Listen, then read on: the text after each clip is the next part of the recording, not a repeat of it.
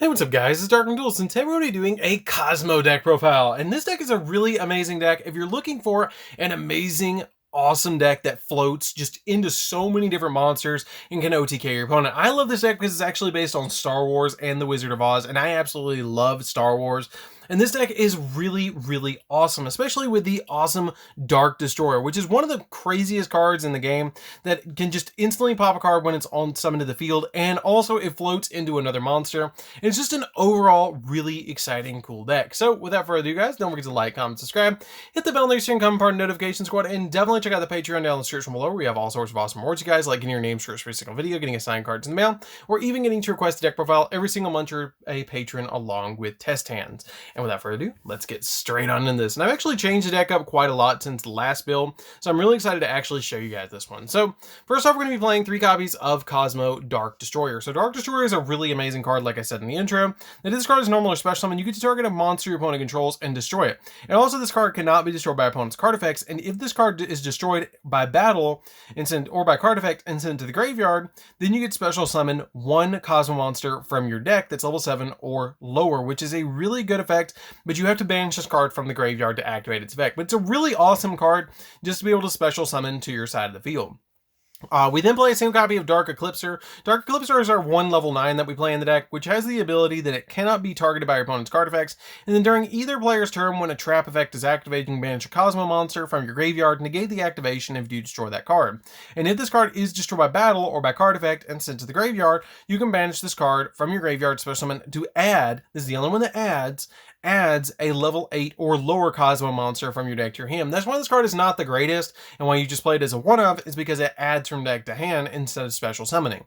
It's why I play it as a 1-of. I still like it as a 1-of, but it's just, you only need 1.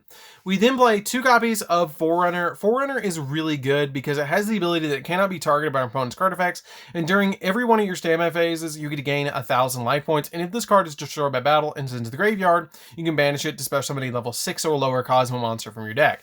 We then play a single copy of Dogfighter. Dogfighter is our only level 6 in the deck and has the ability that once per turn during your standby phase, you can special summon 1 Dogfighter token, and it's a machine dark, level 6, 2000 attack and 2400 defense, and if this card is destroyed by battle, then you can banish it, and then you get special summon a level 5 or lower.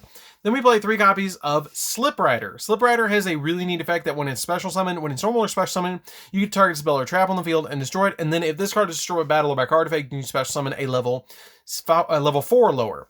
We then play a single copy of Dark Lady. Now we're getting into the pilots, where these were the ships, and now you're getting into the pilot monsters.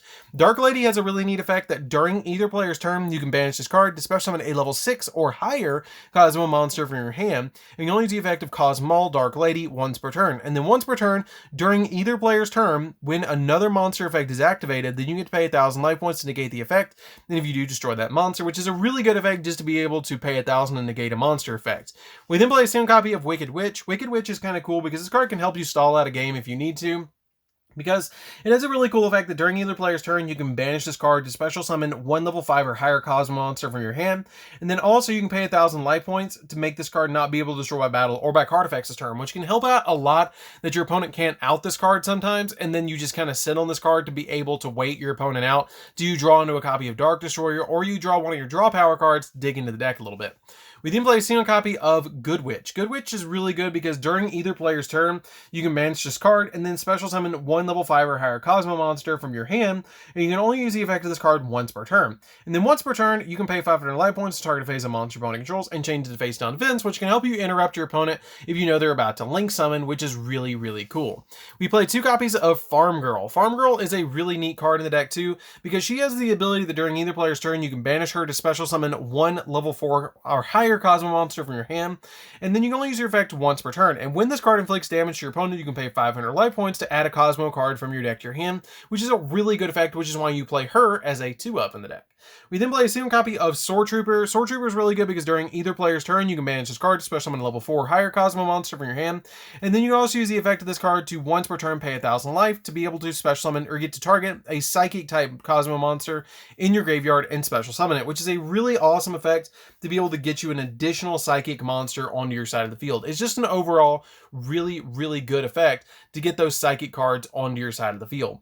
We then play 2 copies of Strawman. So Strawman is a really really neat card in the deck because it has the ability that during either player's turn, you can special summon one level 3 or higher Kozmo monster from your hand, and then it also has the ability to not only be able to special summon that monster to your side of the field, but you can also pay 500 life points to target one of your banished Kozmo monsters and special summon that card, which is a really, really good effect just to be able to get an additional Kozmo monster on your side of the field.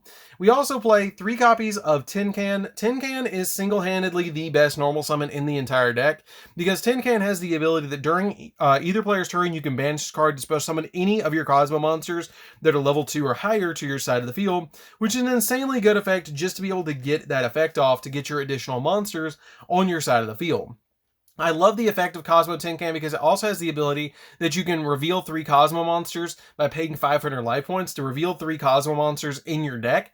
And then once you reveal those 3 Kozmo monsters, you get to pick one of those cards and add it to your hand. Or your opponent randomly picks one of them and adds it to your hand, which is a really good effect just to be able to get additional cards from the deck to your side of the field. Or to your hand, so then you can use the copy of this card to be able to get you additional plays off. This card is really, really, really good in the deck. So that's it for the monsters, guys. Let's get into the spells. So for the spells, we're going to be playing a single copy of Terraforming, which gets you your copy of Kozmo Town on your side of the field, which is a really good card to be able to grab into. A single copy of 1-for-1, because Kozmo Tin Can, aka R2-D2, is probably one of the best cards in the entire deck, or is probably the best card in the entire deck to be able to have on your side of the field, because you can just discard any of your cards or send a card from your hand to the graveyard to be able to special summon a level 1 from the deck, which is a really awesome effect. One copy of Emergency Teleport. Emergency Teleport gets your copy of Kozmo Tin Can to your side of the field immediately, which is super helpful, or Farm Girl, which is really cool as well because they're both psychic monsters. You can also get Straw Man in a pinch if you need that one, or Sword Troopers because they're all psychic type monsters. All the pilots are psychic type monsters, which kind of hints that they're force users, which is kind of neat.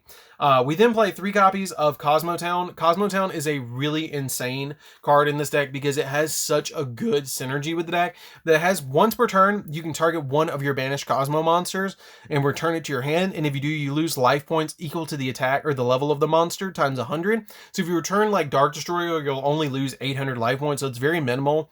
And then once per turn, you can reveal any number of Kozmo monsters in your hand, shuffle them into the deck, and then you draw the same number of cards you shuffled into the deck. And then this card in your field spell zone is destroyed by a card effect. You get to add 1 Kozmo card from your deck to your hand. So it's single-handedly one of the best field spells in the entire game of Yu-Gi-Oh! We then play 3 copies of Pot of Extravagance, which could be Pot of Disparities if you want to play that instead, with the new copy, or the new pot card that came out of the Blazing Vortex pack.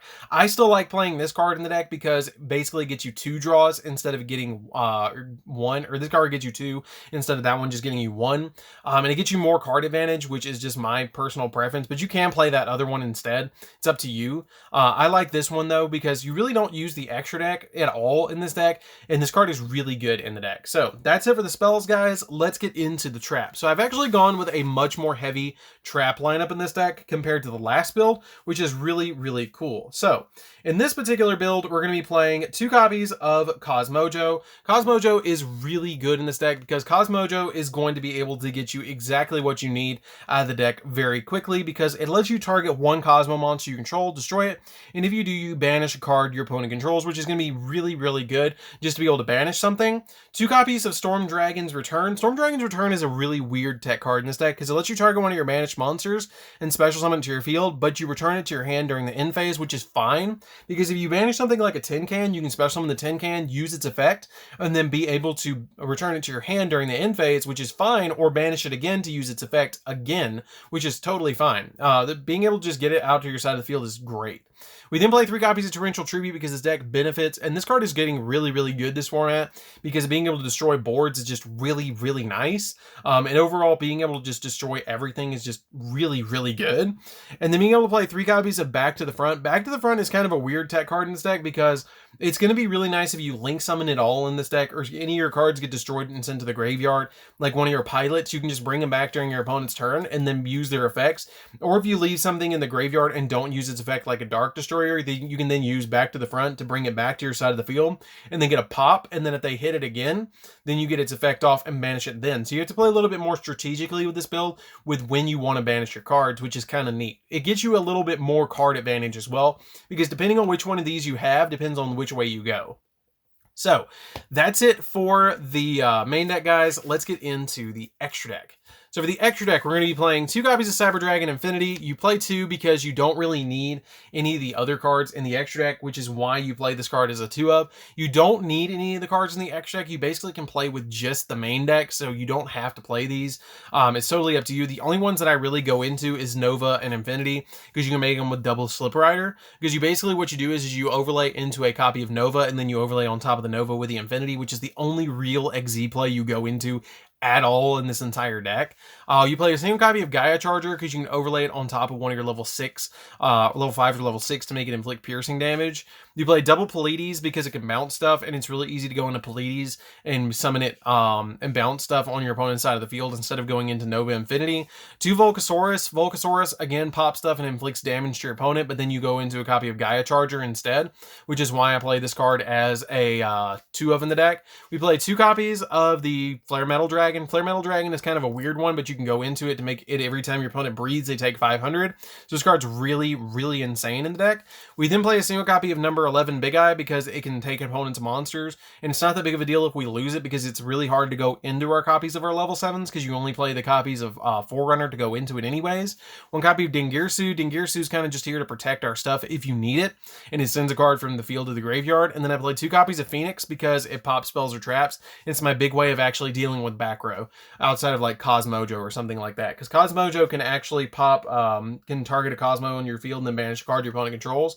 So this card basically just outs what Mojo doesn't for spells and traps, and outs what your copy of your Dark Destroyer won't as well. So that's pretty much it for the deck, guys. I hope you did enjoy it. It's a really fun deck to play around with. The only thing that I've thought about putting in this deck outside of what I'm already playing is 3 copies of Trap Trick. I thought about throwing in the Trap Trick in here because if you throw in Trap Trick, it makes it more accessible to all of your traps to be able to go into all of these different trap cards a little bit easier because you play them all at multiples.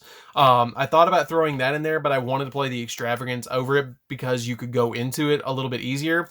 But if you guys don't want to play the Extravagance to make the build extremely budget, outside of Tin Can being like $10 each, you can actually drop the copy of Extravagance to play Trap Trick. It makes the deck a little bit slower, but getting into your traps to be a little bit more control-based is totally fine. So that's it for the deck, guys. Don't forget to like, comment, subscribe, hit the bell notification, come part notifications, and definitely check out the Patreon down in the description below, and we'll see you guys in the next video. See you later, guys.